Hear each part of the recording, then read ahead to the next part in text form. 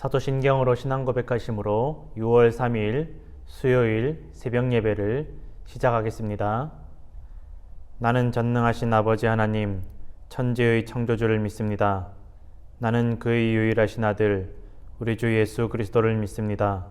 그는 성령으로 잉태되어 동정녀 마리아에게서 나시고 본디오 빌라도에게 고난을 받아 십자가에 못 박혀 죽으시고 장사된 지 사흘 만에 죽은 자 가운데서 다시 살아나셨으며 하늘에 오르시어 전능하신 아버지 하나님 우편에 앉아 계시다가 거기로부터 살아있는 자와 죽은 자를 심판하러 오십니다. 나는 성령을 믿으며 거룩한 공교회와 성도의 교제와 죄를 용서받는 것과 몸의 부활과 영생을 믿습니다. 아멘. 오늘 우리에게 주신 하나님의 말씀은 요한복음 17장 25절에서 26절까지의 말씀입니다. 요한복음 17장 25절에서 26절까지의 말씀, 제가 가진 성경 신약성경 177페이지에 있습니다. 요한복음 17장 25절에서 26절까지의 말씀을 제가 봉독해 드리겠습니다. 의로우신 아버지여, 세상이 아버지를 알지 못하여도 나는 아버지를 알았사옵고 그들도 아버지께서 나를 보내신 줄 알았사옵나이다. 내가 아버지의 이름을 그들에게 알게 하였고 또 알게 하리니 이는 나를 사랑하신 사랑이 그들 안에 있고 나도 그들 안에 있게 하려 함이니이다. 아멘. 오늘도 주님께서 우리에게 이 말씀으로 또 친히 말씀하여 주시고 놀라운 은혜를 부어 주실 줄로 믿습니다. 아멘. 오래전에 여러분 한국에 있는 여수애양원에 제가 방문한 적이 있었습니다. 아마 아시는 분은 아시겠지만 이 여수애양원은 한센병 환자들이 모여서 치료를 받고 또 격리되어 있던 장소였습니다. 근데 이 여수애양원이 처음 생기고 얼마 지나지 않아서 아주 오래전에 처음 생기고 나서 많은 사람들이 한센병에 대한 두려움 때문에 가까이 다가가기를 주저하고 두려워했습니다. 심지어는 그 환자들의 가족들도 찾아가고 면회하는 것을 굉장히 조심스러워했었습니다. 그 애양원에서 그곳에 계신 분들의 설명을 들으니까 그 초기에 애양원이 생기고 나서 초기에 이 애양원에 있는 환자들을 한센병 환자들을 면회하기 위해서 가족들이 찾아오면 넓은 공터에서 서로 엄청난 거리를 띄우고 멀찌감치 거리를 띄우고 서로 이쪽에 가족들이 한 줄 서고 또 이쪽에 환자들이 한 줄 서서 멀리서 그렇게 대화를 한다라고 합니다. 그냥 거기에서 끝나는 것이 아니라 바람의 방향을 보아가면서 바람이 그 환자들 쪽에서 가족들 쪽으로 불지 않도록 또 가족들 쪽에서 환자들 쪽으로 불도록 그 바람의 방향이 바뀔 때마다 그 서 있는 위치를 조금씩 바꾸어 가면서 그렇게 환자들과 가족들이 면회를 했다고 합니다. 이 이야기를 들으면서 얼마나 가슴이 아프고 슬펐는지 모르겠습니다. 정말 사랑하고 아끼는 때로는 부모님일 수 있고 형제 자매일 수 있고 배우자일 수 있고 자녀일 수도 있을 터인데 그렇게 멀찌감치 떨어져서 그것도 서로의 바람의 방향을 따라서 자리를 바꿔가면서 그렇게 멀리서나마 얼굴을 봐야만 하는 그 가족들의 심정이 어떠했을지 가슴이 많이 아팠습니다. 그런데 그 애양원에 우리가 잘 아는 손양원 목사님께서 봉사를 하셨습니다.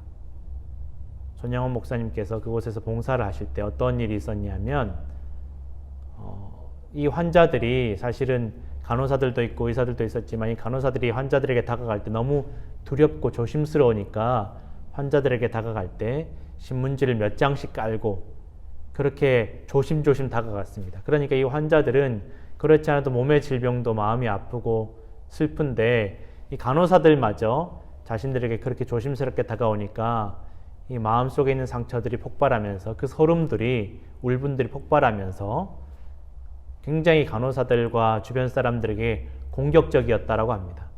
심지어 어떤 사람은 내가 짐승 취급을 받는 거냐면서 옆에 있던 물건을 집어던져서 간호사가 죽는 일도 있었다라고 합니다. 그런데 이 거칠고 어려운 환경 속에서 또 날카로워진 환자들에게 손양원 목사님께서는 그냥 맨발로 아무런 보호장구도 갖추지 않고 다가가셔서 그들을 손으로 만져주시고 또 안아주시고 또 심지어는 입으로 고름을 직접 빼내어 주시는 일도 하셨다라고 합니다. 주변 사람들이 손양원 목사님에게 목사님 조심하십시오. 잘못하면 병이 옮습니다.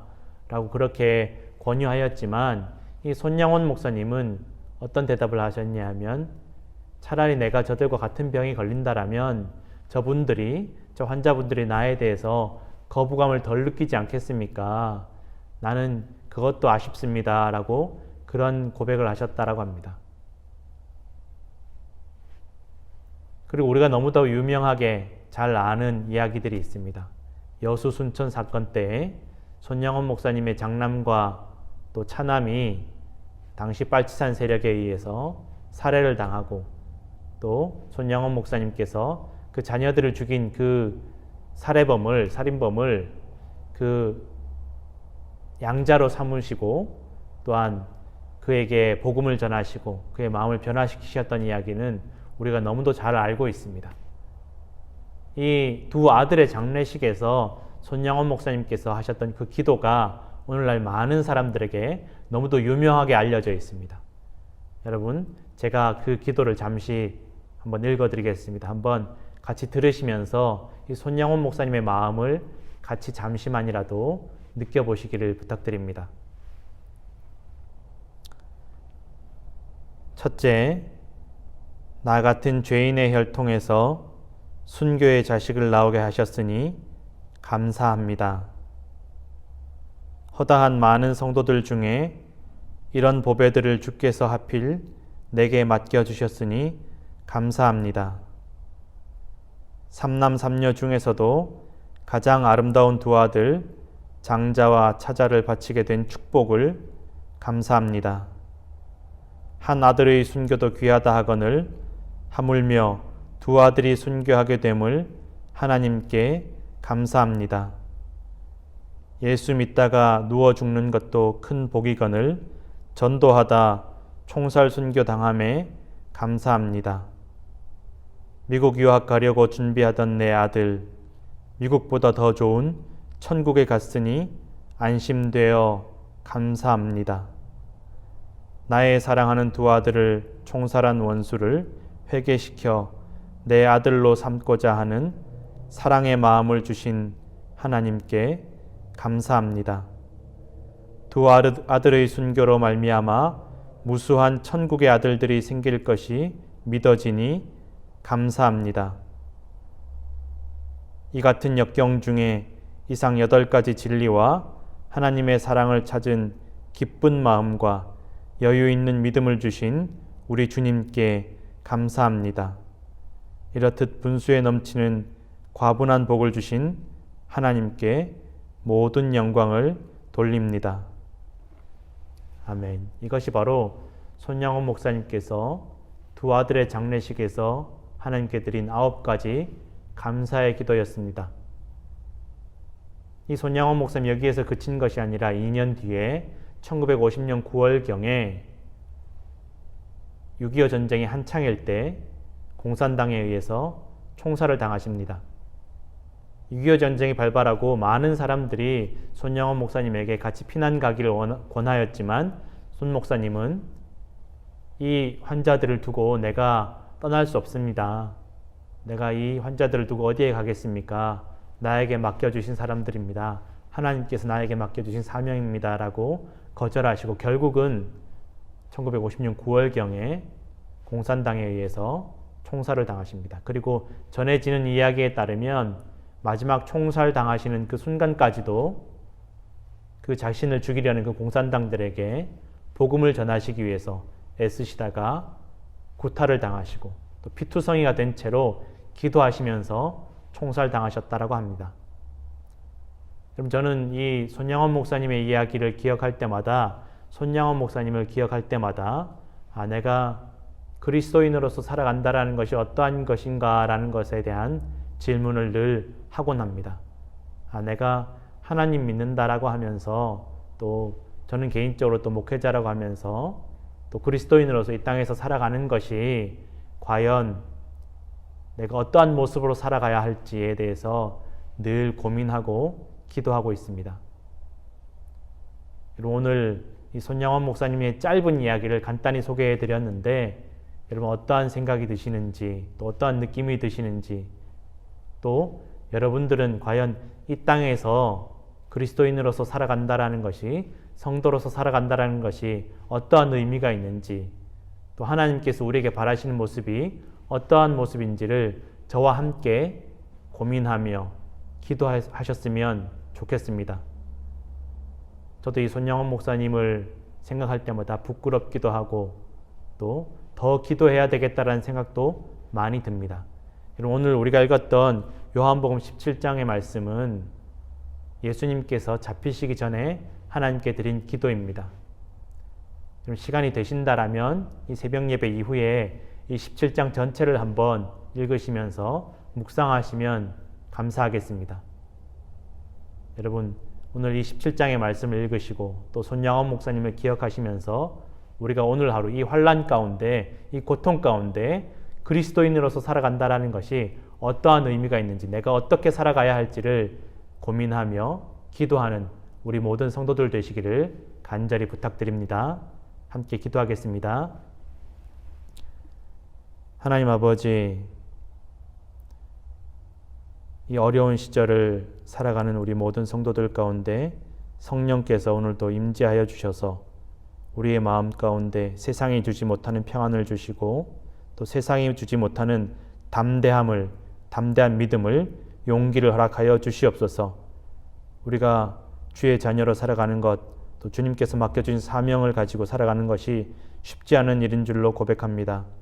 주님, 우리의 연약한 믿음을 불쌍히 여기시고 연약한 육신을 불쌍히 여겨 주옵소서. 주님, 우리에게도 손양원 목사님께 주신 그 믿음을 허락하여 주셔서 이 어려움 가운데 믿음이 흔들리지 않고 우리의 사랑이 흔들리지 않고 또 주님께서 보여주신 그 믿음의 본대로 이 어려움을 잘 헤쳐나가며 이 땅에서 주의 자녀로 살아갈 수 있도록 주님 축복하여 주옵소서. 언제 어디에 있든지 우리가 있는 그곳에서 그리스도의 향기가 퍼져나갈 수 있도록 주님 인도하여 주시옵소서. 이제는 주님께서 가르쳐주신 기도로 새벽 예배를 마칩니다. 하늘에 계신 우리 아버지, 아버지의 이름을 거룩하게 하시며 아버지의 나라가 오게 하시며 아버지의 뜻이 하늘에서와 같이 땅에서도 이루어지게 하소서.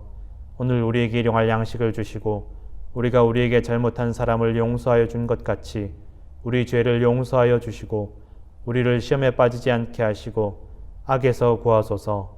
나라와 권능과 영광이 영원히 아버지의 것입니다. 아멘.